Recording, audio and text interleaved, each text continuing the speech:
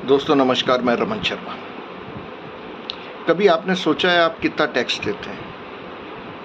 अगर आप आयकर भरते हैं तो आयकर के अलावा आप हर वस्तु पे जीएसटी का भुगतान करते हैं।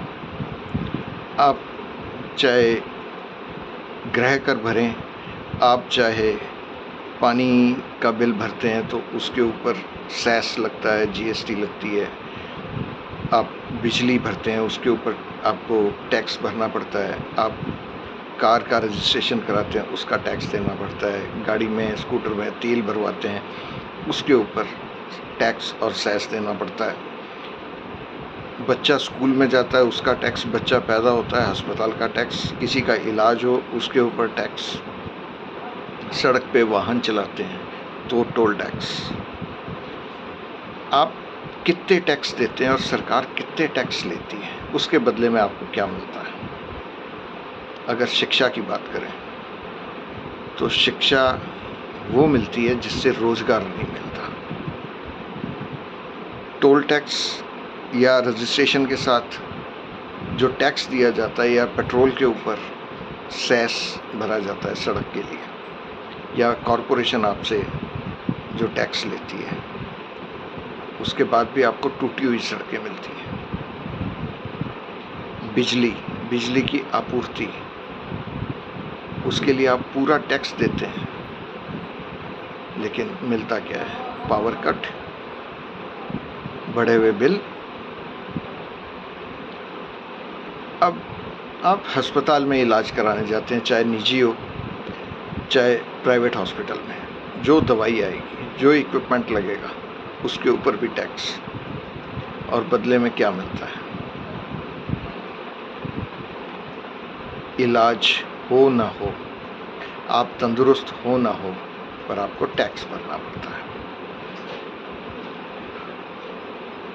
लेकिन नेताओं को ये टैक्स क्यों नहीं देना पड़ता है? उनको तो इनकम टैक्स नहीं लगता। वो कोई भी खरीदारी करते हैं तो दुकानदार उनको ना बिल देता है, ना उनसे टैक्स लेता है। ऐसा क्यों है? सरकारी अधिकारियों के परिवार में या नेताओं के परिवार में हर शख्स के पास एक मोबाइल तो जरूर है, कईयों के पास दो भी हैं, लेकिन उनका बिल नहीं उनके पास होता। इसको कोई नहीं पूछता। नेताओं की या अफसरों की बीवियां किटी पार्टी में जाती हैं, वहाँ पे भी कोई टैक्स नहीं लगता। हम एक छोटी सी पार्टी कर लें, उसके ऊपर आपको टैक्स देना पड़ता है। ये अलग अलग वर्ग क्यों है और टैक्स की श्रेणियां अलग अलग क्यों हैं? एक देश एक टैक्स का अगर नारा है तो आप एक मुश्त टैक्स ले लीजिए। 140 करोड़ की जनता है,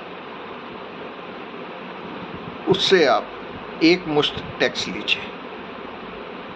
आप करेंसी खत्म कर दीजिए, ऑनलाइन लेन देन होगा। अब आपने जो सामान लिया उसके ऊपर एक आप टैक्स रख दीजिए। वो हर एक के लिए होगा। अब आप कहेंगे कि गरीब आदमी कहाँ से टैक्स देगा?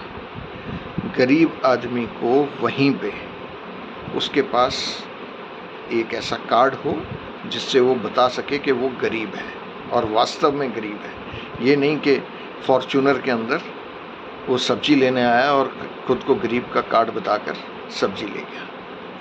आप ईमानदारी से इसका समाधान खोजेंगे तो जनता को राहत भी मिलेगी और समाधान भी। नमस्कार, धन्यवाद।